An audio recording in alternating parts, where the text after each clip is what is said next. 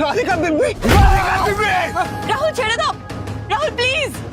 টিনটিনা দিব্যি, টিনটিনা দিব্যি। রাহুল, রাহুল। রাহিকে বাঁচাতে ভিক্টরকে চরম কেলানি দিল রাহুল। হ্যাঁ বন্ধুরা, শুধু তোমাদের জন্য ধারাবাহিকের আগামী পর্বে এমনটাই দেখা যাবে। রাহি সবাইকে বলে, ওই দিন আমার জন্মদিনের পার্টিতে আমার জুসে ভিক্টর জামাইবাবু কিছু মিশিয়ে দিয়েছিল, তাই আমি ওই দিন নিজের উপর কন্ট্রোল হারিয়ে ফেলেছিলাম। রাধিকা রেগে যায়। রাধিকা বলে, রাহি তুমি এবারও নিজেকে বাঁচানোর জন্য ভিক্টরকে ফাঁসাচ্ছ? রাহি বলে, না দিদিভাই, আমি ভিক্টর জামাইবাবুকে ফাঁসাচ্ছি না। রাহুল বলে, রাহি, এই বাড়িতে তোমাকে কেউ বিশ্বাস করুক বা না করুক, আমি করি, কারণ আমি জানি আমার স্ত্রী রাহি রায়চৌধুরী এমন কাজ করতেই পারে না। রাধিকা চিৎকার দিয়ে বলে, ঠিক আছে রাহুল, তাহলে তুই প্রমাণ কর যে তোর স্ত্রী রাহি রায়চৌধুরী নির্দোষ। রাহুল বলে, দিদিভাই একটা কথা কান খুলে শুনে রাখ, ভিক্টর যা করেছে তার জন্য ভিক্টরকে পস্তাতে হবে। এই বলে রাহুল রাহি রেগে বাড়ি থেকে বের হয়ে যায় ভিক্টরের বিরুদ্ধে প্রমাণ জোগাড় করতে। তখন ভিক্টর মনে মনে বলে, না, এখন চুপ করে বসে থাকা যাবে না, আমাকেও কিছু একটা করতে হবে। এরপর দেখা যায় ভিক্টর, মীরা, তিতলি এক হয়ে প্ল্যান করতে থাকে কিভাবে রাহুল রাহিকে ওদের পথ থেকে সরানো যায়।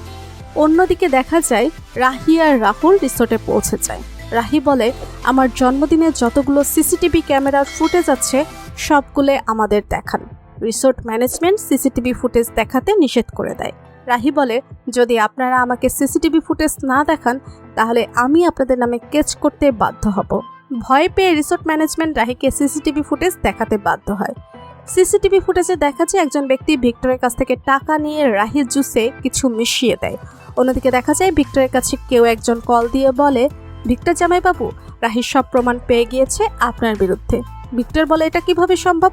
আমি তো তোমাকে বলেছিলাম সব সিসিটিভি ফুটেজ ডিলিট করে দিতে।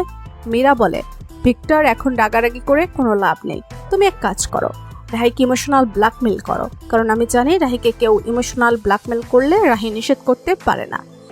এরপর দেখা যায় ভিক্টর দৌড়ে গিয়ে রাহির পা ধরে বলে, রাহি তুমি আমাকে ক্ষমা করে দাও, রাহি আমি এমন কাজ আর কখনো করব না। কিন্তু ভিক্টরের কোনো কথাই রাহুল শোনে না।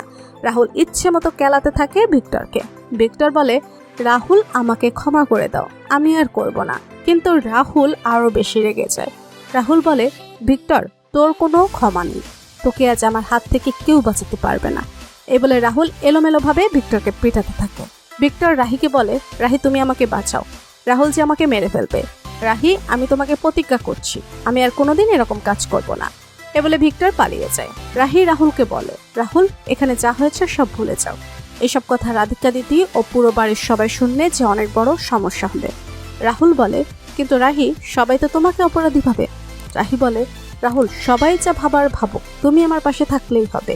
এরপর দেখা যায় রাহুল রাহি বাড়ি ফিরে যায়। রাধিকা চিৎকার করে বলে, রাহুল তোরা তো প্রমাণ জোগাড় করতে গিয়েছিলে, দেখা তোর এখন প্রমাণ, খা আমাকে। রাহুল বলে, দিদিভাই প্রমাণ তো আমাদের কাছে আছে, কিন্তু অপরাধী তার শাস্তি পেয়ে গেছে, তাই আমাদের আর কোনো কিছু প্রমাণ করার প্রয়োজন নেই।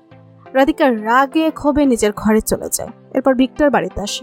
ভিক্টরকে কনক দেখে বলে, একি ভিক্টর তোমাকে এভাবে কে মেরেছে? ভিক্টর মনে মনে বলে, রাহুল রাহি বাড়িতে এখনো কাউকে কিছু বলেনি। ভিক্টর কনককে বলে, আসলে মা আমি সিঁড়ি থেকে পড়ে গিয়েছিলাম, এই কারণে এমন চোট লেগেছে। ভিক্টর মনে মনে বলে, রাহুল তুমি আজ আমাকে মেরেছ তাই না, এর বদলা আমি নেব, খুব দ্রুতই নেব। তোমার এই রাহি কিভাবে বেঁচে থাকে তা আমি দেখে নেব। রাহুল এবার আমি এমন প্ল্যান করব যে তুমি নিজেও তোমার রাহিকে বাঁচাতে পারবে না। তো বন্ধুরা, তোমাদের কি মনে হয় রাহুল কি পারবে ভিক্টরের মরণ ফাঁদ থেকে রাহিকে বাঁচাতে? তোমাদের মতামত কমেন্ট বক্সে জানাতে ভুলো না। আর ভিডিওটি ভালো লাগলে লাইক, শেয়ার অ্যান্ড সাবস্ক্রাইব করে আমাদের পাশে থাকুন, কারণ সামনে আসছে আরো বড় ধরনের ধামাকা।